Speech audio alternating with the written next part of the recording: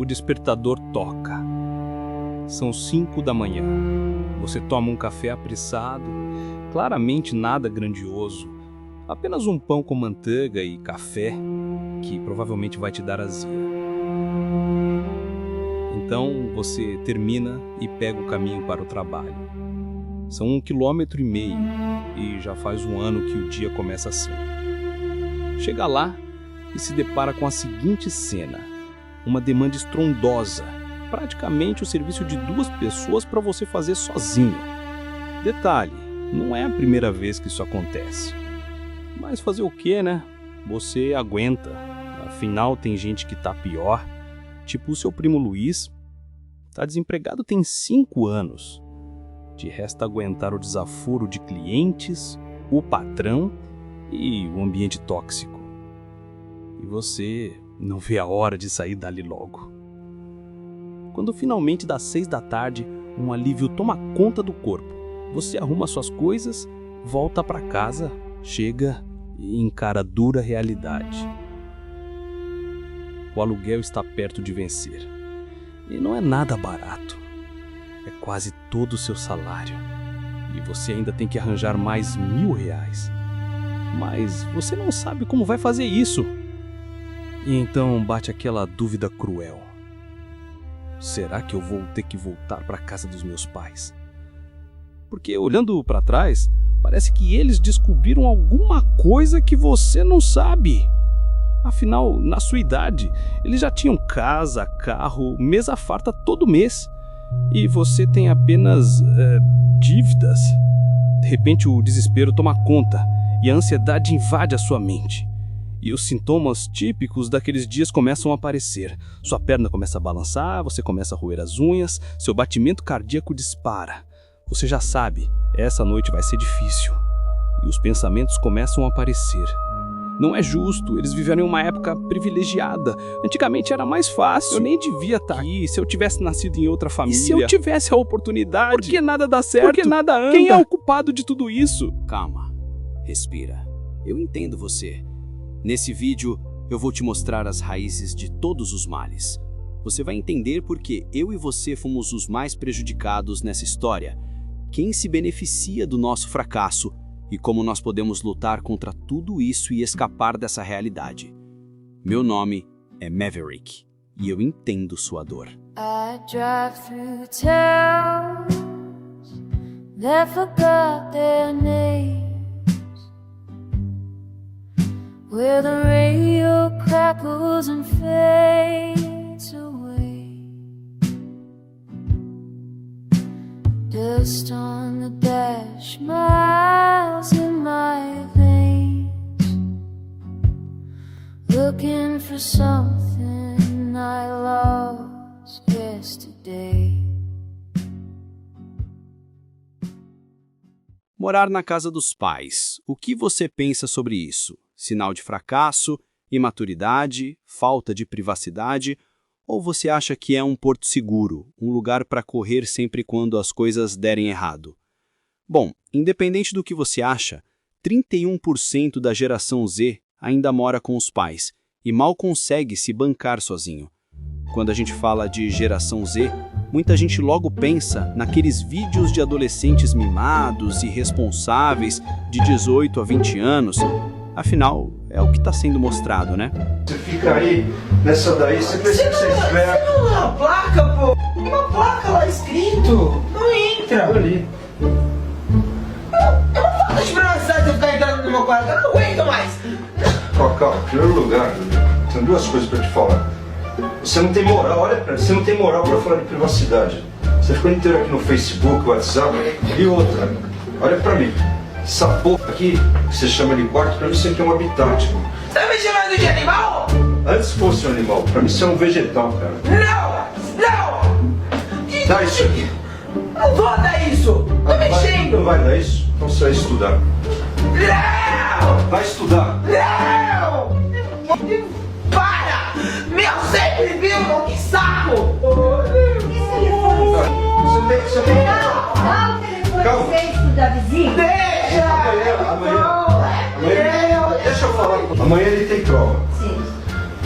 Falei pra ele estudar, ele falou que não precisa estudar porque ele memoriza tudo que o professor fala. Eu sou bom, eu presto atenção na aula. Presta o cacete, por que tá nas suas mãos? Te dá branco na cabeça? Olha, para de gritar, senão eu vou quebrar essa merda. Eu vou quebrar essa merda. Vai! Não?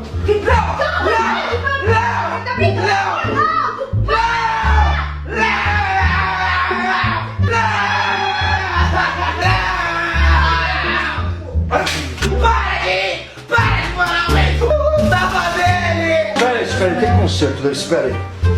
Espera aí. Eu vou arrumar.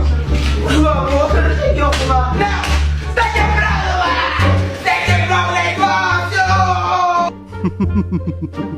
negócio! Muito bom, mas a verdade é que estamos falando de pessoas de até 28 anos. Gente de quase 30 anos de idade. E olha, eu sou da geração Z e posso dizer, não é preguiça e não é falta de ambição. Eu quero ser alguém próspero, eu quero ser bem-sucedido, eu quero ter minha casa, meus carros, uma família bem estruturada e viver feliz. Eu me considero um jovem ambicioso. E eu acredito que você, que está aí do outro lado, também é assim, que quer ter sua vida próspera e ser independente. Não necessariamente ter carros luxuosos ou uma grande mansão. Às vezes você só quer o básico, uma casa simples, afastada da cidade, apenas com o som do vento e da Marta. O problema é que, nos últimos tempos, a conta não fecha pra gente. Parece que tudo se virou contra nós. E quando falamos de construção patrimonial, é quase um conto de fadas. Mas isso tem uma explicação. E tudo começou lá em 1997, quando foi criado o financiamento imobiliário. Vale lembrar que, antes disso, o Estado era provedor direto de habitação.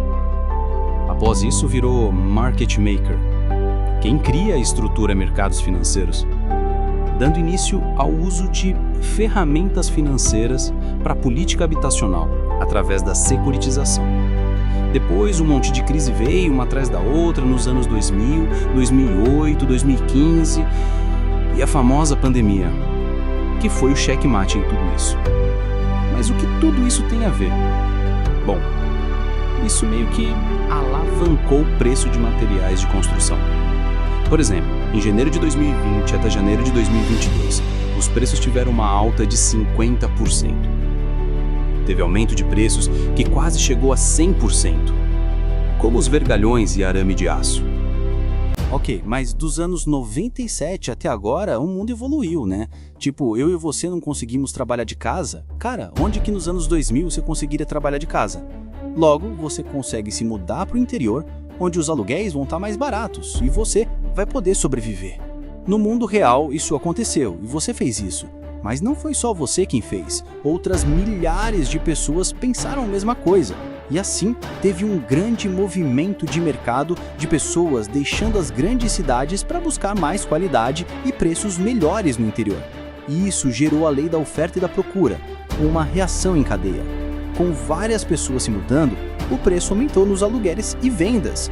Por exemplo, em São José do Rio Preto, as vendas cresceram 136% e os lançamentos 255% só em 2024. A pandemia acabou piorando tudo, porque em 2021, se você quisesse comprar uma casa, o preço médio dos imóveis tinha subido a 10,38%, mas se você quisesse construir, tinha disparado a 13,85%.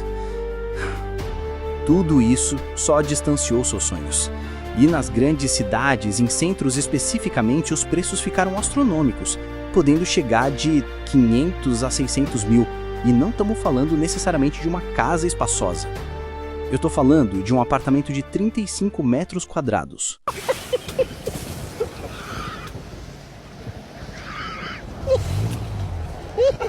Uma pesquisa mostra que 62% dos jovens brasileiros acreditam ser mais difícil adquirir um imóvel nos dias de hoje, mas a maioria ainda sonha em ter sua casa. E esse fenômeno de impotência não é isolado no Brasil, mas é no mundo inteiro. Dentro das 55 economias avaliadas, o Brasil ocupa o 15º ranking mundial de altas nos preços. Eu não sei você, mas eu não acho isso nada reconfortante. Afinal, Não é só um país com esse problema, mas sim uma geração inteira desanimada. Tem dias que eu me pego pensando, como que tudo isso foi armado contra nós? E se tem alguém se beneficiando com tudo isso? Porque se nossos pais conseguiram, por que nós não conseguimos? A resposta está em como o próprio Estado brasileiro transformou moradia em produto financeiro. E isso começa em 1997, quando foi criado o Sistema de Financiamento Imobiliário, o SFI. De lá para cá, comprar uma casa deixou de ser apenas questão de trabalho duro e virou uma questão de acessar crédito dentro de um sistema cheio de barreiras. Por exemplo, se você ganha R$5.000 por mês, que isso por si só já vai te colocar num grupo de 10% da população brasileira, o banco só vai aprovar um financiamento em que a parcela não passe de 30% da sua renda, ou seja, R$1.500. Com isso, você só teria acesso a um imóvel de no máximo R$200.000. E se você não tiver pelo menos uma entrada para esse imóvel, meu amigo, você teria um grande problema, porque você chegaria a pagar até 2 ou 3 imóveis a mais só por conta de juros. Mas o problema vai além de juros. O sistema foi montado para manter o jogo rodando. Entre 2011 e 2016, a Caixa emitiu quase 19 bilhões em títulos securitizados. Funciona assim: o governo cria crédito habitacional pela Caixa, transforma em títulos financeiros e o FGTS, que é dinheiro público, compra esses títulos. Isso devolve recursos para novos financiamentos, mas ao mesmo tempo empurra os preços cada vez mais para cima. A função do sistema era para te incentivar a abrir empresas, gerar empregos e riqueza, mas ao invés disso, ele está incentivando aos poucos que têm a condição a comprar imóveis e deixar parado valorizando com o tempo. Quanto é que você pagou na fazenda? 9 milhões. E hoje vale 50. Puxa, são 500% de valorização. Sempre que você compra a terra, você não perde. Ela não te dá a renda. Você tem a renda da terra o dia que você vai vender. Se eu vendê-la hoje, eu tenho essa renda que você disse, 500%. Nossos pais tinham carteira assinada estável, progressão de salário e aposentadoria garantida. Para os bancos, isso na época era perfil de baixo risco. Hoje, muita gente da nossa geração trabalha como MEI, faz freelas e contratos temporários. Ganham até mais, mas para o banco é considerado risco alto. E se você for CLT, o caminho é ainda mais apertado. Ou seja, a porta do crédito imobiliário se fecha, mesmo a pessoa tendo aporte financeiro. Isso cria o ciclo vicioso.